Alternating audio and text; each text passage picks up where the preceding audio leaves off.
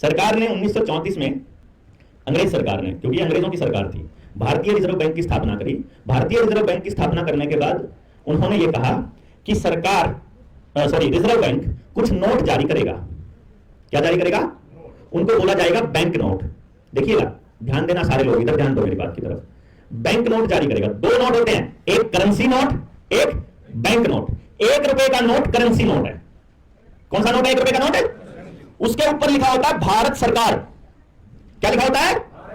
ध्यान देना ध्यान से। 1 रुपए के नोट के ऊपर क्या लिखा होता है? भारत सरकार। और भारत सरकार के और क्या क्या नाम है? भारत सरकार के नाम है union of India, Republic of India and government of India. ये 3 नाम है, government of India, union of India, Republic of India. Central government नाम लिखा जाता था जो अंग्रेजी सरकार, अंग्रेजी हुकूमत सल्तनत जो था ना, ब्रिटिश सरकार, उसको लिखा जाता था सेंट्रल गवर्नमेंट। तो जो 1 रुपए से बड़े नोट होते हैं उनको बोलते हैं बैंक नोट। और बैंक नोट छापता है रिजर्व बैंक। और रिजर्व बैंक के नीचे, भारतीय रिजर्व बैंक के नीचे लिखा होता है central government, guaranteed by the central government. The central government, समझ गए? भारत सरकार की कोई गारंटी नहीं साहब जी। दी सेंट्रल गवर्नमेंट जो अंग्रेजी हुकूमत है उसकी गारंटी है।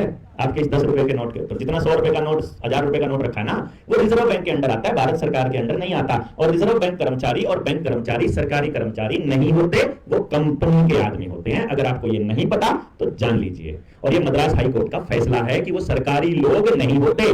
कल जब बैंक मैनेजर सुनील के साथ बदतमीजी कर रहा था तो वो बोल रहा था बार बार, तुम सरकारी काम में बाधा डाल रहे हो, तो पता नहीं क्यों वो लोग बोले ही नहीं। अरे तुम सरकारी कहां से हो गए? तुम सरकारी हो ही नहीं। Punjab national bank private bank है भाई साहब। State bank of India private bank है, प्राइवेट है, सरकारी नहीं है ये। और आपको पता ही नहीं कि प्राइवेट है। तो ये सरकारी काम में बाधा देने वाला कोई कानून लागू नहीं होता है, क्योंकि वो सरकारी काम होता ही नहीं। ठीक, अब नंबर 2, ये तो पहली बात। अब बैंक के अंदर चल पड़ी कहानी कि भाई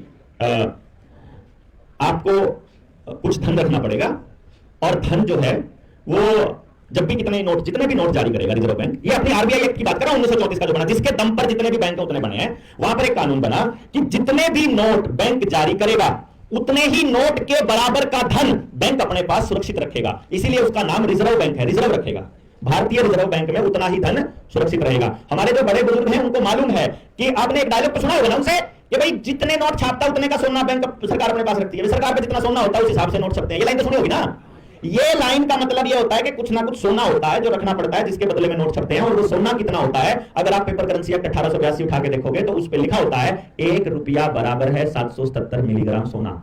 ये नहीं लिखा होता, मैं बता रहा हूं पहले, ये नहीं लिखा होता जो मैं कह रहा हूं। असल में क्या लिखा होता है कि जो डिवैल्यूएशन जो पॉइंट था जो मैंने बताया था कि 1 मोहर बराबर है 15 रुपए। जो लूट थी ना वो स्टैंडर्ड में लूट थी। 1 मोहर बराबर, एक मोहर का मतलब 1 तोले सोना। तो 1 तोले सोना का मतलब है 11 ग्राम 664 मिलीग्राम। तो 11.664 को 15 से भाग दोगे तो आंसर आता है 777, यानी 777 मिलीग्राम सोना। यानी आपके 1 रुपए की कीमत है 777 मिलीग्राम सोना। अगर 10 रुपए का नोट आरबीआई छापता है तो इसके बदले में 7.77 ग्राम सोना अपने पास सुरक्षित रखता है। यानी कि अगर 100 रुपए छापता है तो 0.8 ग्राम सोना, अब सॉरी 77.7 ग्राम सोना, यानी लगभग 0.8 तोला सोना अपने पास रखेगा। तब जाके अपने को 100 रुपए का नोट देगा। और इस 100 रुपए के नोट के ऊपर लिखा हुआ है, गवर्नर ने साइन करके लिखा हुआ है, मैं धारक को 10 रुपए अदा करने का वचन देता हूं। मतलब जो भी आदमी इस नोट को लेके आएगा, इसका जो रुपया वहां रखा हुआ है, मैं वो रुपया देने के लिए बाध्य हूं। ये आरबीआई की धारा 26 में भी लिखा हुआ है। आरबीआई का सेक्शन 26 कहता है कि आरबीआई बाध्य है किसी भी धारक को उसके बराबर के मूल्य का धन देने के लिए। और धन मतलब सोना, स्टैंडर्ड के बिना कुछ नहीं होगा, यह ध्यान रखना है। जिसने भी स्टैंडर्ड के साथ छेड़खानी करी है उसको आजीवन कारावास होगा, क्योंकि हम अपने पुरखों की परंपरा को बर्बाद होते हुए नहीं देख सकते। भाई आप सोचो, सरकार ये कह दे कि आपके इस नोट के बदले कोई स्टैंडर्ड नहीं है, कोई सोना नहीं है, इसकी कोई वैल्यू है क्या? बताओ दो। तो अगर कोई इकोनॉमिस्ट या कोई सरकार का आदमी या कोई बैंक का आदमी कह दे कि इसके बदले कोई सोना नहीं है, इसका मतलब सरकार जितना चाहे उतना छाप सकती है। अगर सरकार जितना चाहे उतना छाप सकती है तो मेरे से किस्त क्यों मांगती है? फिर छाप ले अपना है। अगर इसके बदले कुछ है ही नहीं है, अगर इसका कोई नियम ही नहीं है, अगर इसका कोई स्टैंडर्ड ही नहीं है, तो मेरे से टैक्स क्यों मांगा जाता है?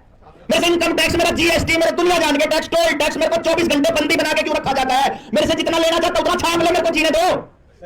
और अगर कोई नियम है तो उस नियम के हिसाब से हमको पैसा मिलना चाहिए। इसलिए बैंकों में जाकर 19 नवंबर के बाद हम एक तारीख देंगे, उस तारीख में आपको अपना सारा पैसा वापस लेना है बैंकों से, ये नोट। क्योंकि सरकार को पता चल चुका है कि इस देश के लोग जाग रहे हैं, इस देश के लोग पैसा मांगने आएंगे, इस नोट के बदले उनके पास रुपया रखा है, उनको सोना देना पड़ेगा, एक को दे दिया तो सबको देना पड़ेगा, और सबको देने के लिए उनके पास नहीं है।